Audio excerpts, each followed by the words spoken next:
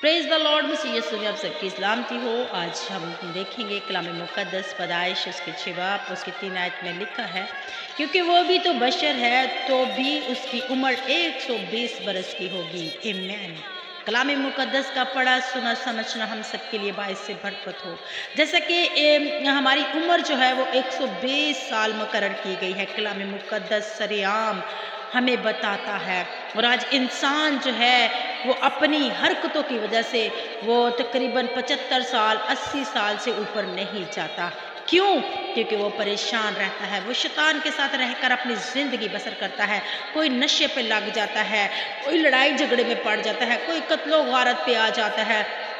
लोग जो है अपनी ज़िंदगी में इतना कुछ लेकर चलते हैं कि उनकी जो उम्र है वो जल्द से जल्द जो है वो हमारा साथ छोड़ जाती है। सो आज हमें कलाम मुक़द्दस को अपनी ज़िंदगी में लेने की ज़रूरत है, क्योंकि आज हम जो कुछ भी हैं कलाम मुक़द्दस के वसीला से हैं। सो आज हमें अहद करना है कि हम कलाम मुक़द्दस के मुताबिक चलेंगे, अपनी ज़िंदगी में कलाम को लेंगे, अपनी सोचों में, ख्यालातों में, हालेलुया, अपनी बातों में हम जिंदा कलाम मुक़द्दस को लेंगे। Praise God.